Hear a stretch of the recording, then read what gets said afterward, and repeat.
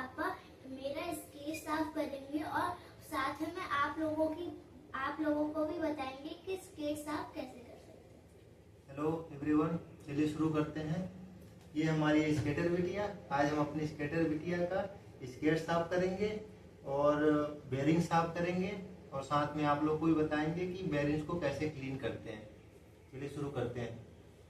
ये हमारी स्केटर बिटिया का स्केट्स है और सबसे पहले हम स्केट्स को लेके, ये एलन की है जो स्केट्स के साथ आती है, एलन की मदद से हम सारे व्हील्स को रिमूव करेंगे।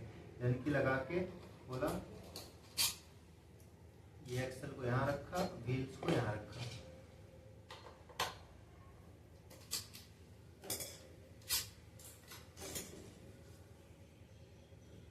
इसी प्रकार हमने अपने सारे व्हील्स खोल लिए हैं, हमारे सारे व्हील्स खुल गए।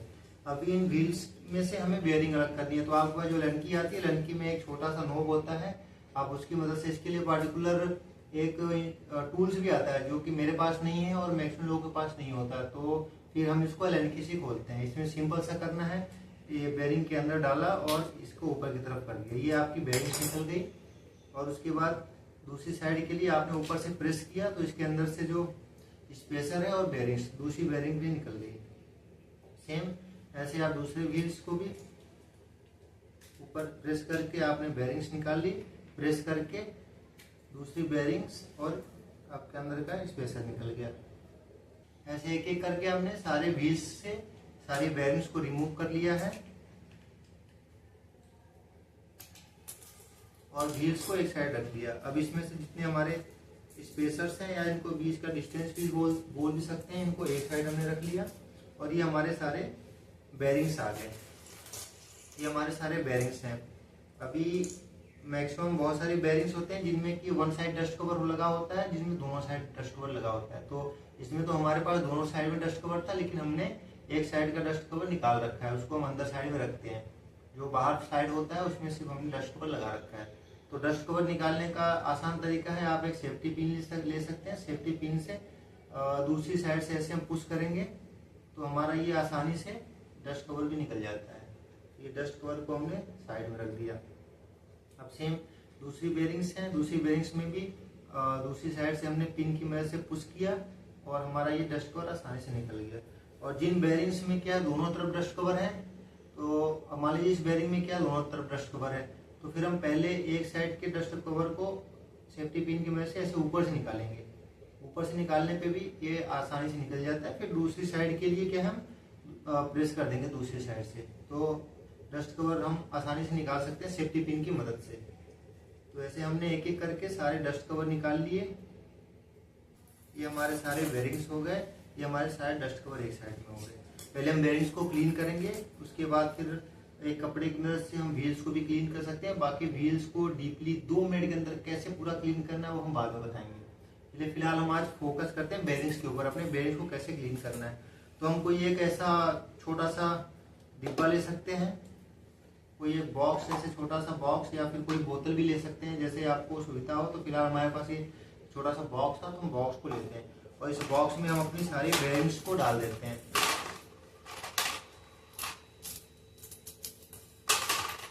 हमने सारे बेयरिंग्स को इस बॉक्स में डाल दी है और ये हमारे पास एक थिनर है। पहले तो स्टार्टिंग में हम पेट्रोल से भी साफ करते थे, लेकिन पेट्रोल और डीजल से भी हम साफ कर सकते हैं, लेकिन उससे थोड़ा बेटर मुझे थिनर लगा। तो ये हमने थिनर लाया है। थिनर आसानी से किसी भी पेंट की दुकान पे मिल जाएगा। तो इस थिनर को हम डिब्बे में डालते हैं और मैक्सिमम उतना डालते हैं जितने में क्या है, हमें हमारी बेयरिंग सारी इसके अंदर डूब जाए। बॉक्स में हमने बेयरिंग्स डाल के, हमने थिनर डालने के बाद इसको अच्छी तरह से सेक कर लेना है।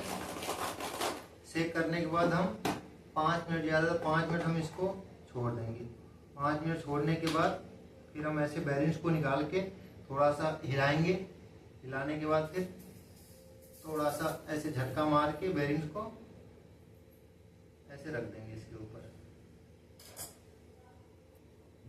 एक एक करके हम सारी बेयरिंग्स को थिनर से बाहर निकालेंगे। थिनर से बाहर निकालने के बाद एक कपड़े पे हम रखते चले जाएंगे। देखिए, जितने भी मिट्टी के डस्ट पार्टिकल्स हैं, जितने भी गंदगी है, सब इस थिनर के अंदर नीचे जमा हो गई है। अभी हमारी ये बेयरिंग्स बिल्कुल क्लीन हो गई है, इसके अंदर से सारे डस्ट पार्टिकल्स निकल गए। अब इन बेरिंग्स को हम एक कपड़े के ऊपर रख लेंगे और इसकी मदद से थोड़ा सा हम इसको बेरिंग्स को ड्राई कर लेंगे। इससे क्या होगा कि बेरिंग्स के अंदर जो थिनर लगा होगा वो बिल्कुल कपड़े में ड्राई हो जाएगा। अभी हमारी बेरिंग्स बिल्कुल क्लीन हो चुकी हैं, सारे डस्ट पार्टिकल निकल गए हैं और ये बिल्कुल ड्राई हो गई है। नहीं तो थिनर से निकालने के बाद हम अपनी बेरिंग्स को 10-5 मिनट ऐसे रख सकते हैं, क्योंकि थिनर क्या ये उड़ जाता है, थोड़ी सी गर्मी से भी ये उड़ जाता है। अभी हमारी सारी बेरिंग्स क्लीन हो गई। अब इसमें हम ऑयलिंग करेंगे। ऑयलिंग करने के लिए आप इसमें मशीन ऑयल भी ले सकते हैं या फिर आप किसी कंपनी का भी ऑयल ले सकते हैं। तो ये इधर ऑयल लेते हैं, हाँ ये है मशीन ऑयल। आप इसमें मशीन ऑयल डालेंगे तो मशीन ऑयल भी आपको बस एक एक ड्रॉप डालना है, एक एक ड्रॉप सारों में मशीन ऑयल डालना है आपको। और जैसे कि हमारे पास ये SR का है ऑयल, तो हम इसको यूज करेंगे। तो इसे भी हम सिर्फ एक एक बूंद ही डालेंगे। आप किसी प्लेट पे या फिर किसी भी चीज पे बेरिंग्स को आप रख लीजिए। ऐसे करके हमने अपनी सारी बेरिंग्स रख ली यहाँ पे। आप किसी प्लेट में भी रख सकते हैं, किसी ट्रे में भी रख सकते हैं।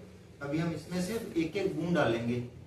ज्यादा ऑयल डालने से क्या होता है कि हमारे स्केट्स में ज्यादा डस्ट पकड़ेगा और कोई उससे कोई फायदा नहीं है, इसीलिए हम एक एक बूंद डालेंगे सिर्फ ऑयल।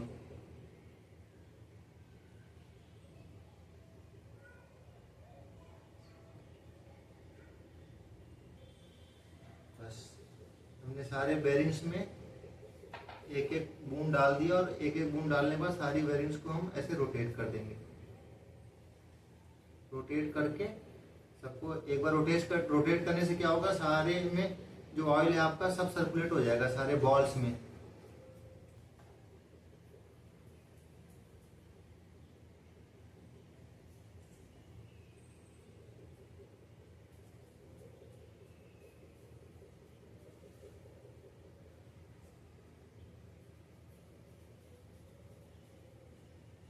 अभी क्या है, हमारी सारी बेरिंग्स और में ऑयलिंग हो गई है। अब उसके बाद व्हील्स, जो व्हील्स हैं इन व्हील्स को अभी हम नॉर्मली साफ कर लेते हैं, क्योंकि हमारे व्हील्स में क्या है ज्यादा डस्ट नहीं गए हैं, ज्यादा धूल इकट्ठा नहीं हुआ है। तो कोई भी एक कपड़ा लेके, हाँ ऐसे कर लो, कोई भी कपड़ा लेके हम अपने व्हील्स को इस तरह से साफ कर लेंगे फटाफट। इस तरह हमारे सारे व्हील्स भी साफ हो गए। और ये जो हमारे डस्ट कवर थे इनको भी एक बार हम कपड़े से सारे डस्ट कवर को फटाफट साफ कर लेंगे। इस तरह हमारे सारे डस्ट कवर भी साफ हो गए। और जो बीच के स्पेसर्स हैं, डिस्टेंस पीस है, इनको भी हम एक एक बार साफ कर लेंगे।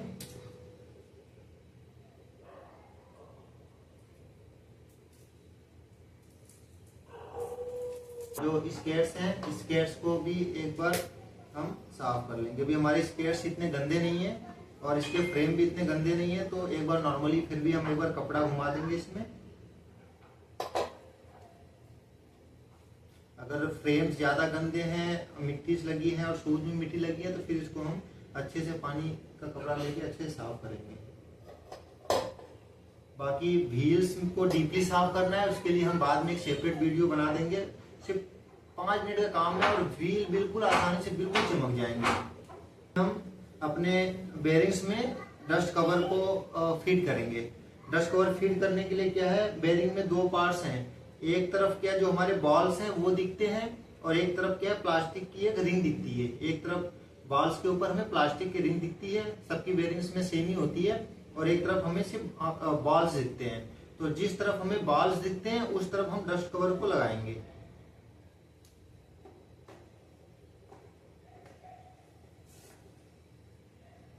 डस्ट कवर को लेना है ऐसे और इस साइड में रख के हल्के से आप प्रेस कर देंगे, एक छोटी सी क्लिक की आवाज आएगी और डस्ट कवर हमारा बिल्कुल फिट हो जाएगा। जिस साइड में बॉल दिख रहे हैं उस साइड में हमें डस्ट कवर लगाना है। अगर आपके बेरिंग्स में सिंगल डस्ट कवर है तो, अगर दोनों डबल डस्ट कवर है तो आप दोनों तरफ लगा सकते हैं। ये सारे हमारे डस्ट कवर लग गए और हमारी बेरिंग्स क्लीन हो गई, डस्ट कवर लग गए। अभी बेरिंग्स को व्हील के अंदर फिट कैसे करना है, तो व्हील के अंदर फिट करने के लिए हम अपना एक व्हील लेंगे और इसमें फिट करने के लिए टूल्स भी आते हैं, पर मैक्सिमम टूल्स है नहीं हमारे पास और मैक्सिमम लोगों के पास नहीं होते, तो हम फिर हाथ से फिट करते हैं। तो एक बेरिंग को लेंगे, इसके ऊपर रखेंगे और हल्का सा ऐसे प्रेस कर देंगे। और उसके बाद व्हील्स को रोटेट करके और जो स्पेसर है वो अंदर डालेंगे और दूसरी बेरिंग लेंगे और दूसरी बेरिंग को सेम इधर रख के दोनों हाथ से अंगूठे से प्रेस कर देंगे।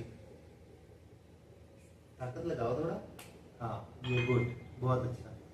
और हमारे व्हील्स में दोनों बेरिंग फिट हो गई और हमारा ये व्हील्स बिल्कुल स्मूथ और क्लीन हो गया।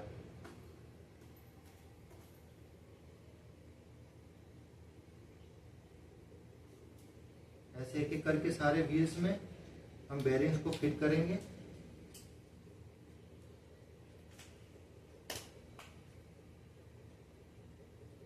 अभी हमारे सारे व्हील्स में सारी बेरिंग्स बिल्कुल फिट हो गई है और ये व्हील बिल्कुल रेडी हो गए स्केट में लगाने के लिए।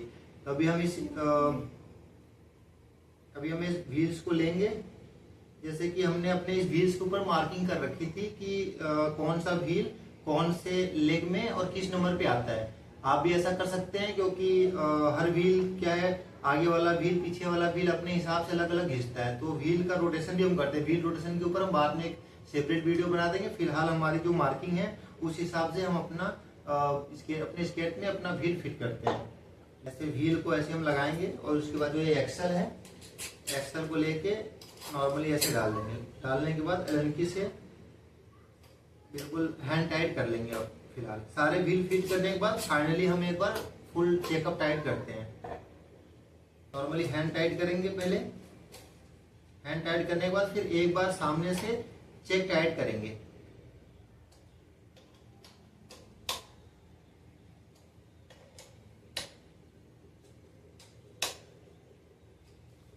अभी हमारी स्केटर बिटिया का स्केट बिल्कुल क्लीन हो गया है और फिट हो गया है। सारी बेरिंग्स क्लीन हो गई हैं। आई होप हमने जो बताया आपको समझ आया होगा। अभी व्हील्स बिल्कुल तैयार है। हमारी स्केटर बिटिया स्केटिंग करने के लिए बिल्कुल रेडी है। हमारे स्केटर बिटिया के चैनल को सपोर्ट कीजिए, लाइक कीजिए, सब्सक्राइब कीजिए और शेयर कीजिए। बेल आइकन जरूर दबाएं जिससे कि आपको वीडियोज मिलते रहें। बहुत बहुत धन्यवाद। Thank you.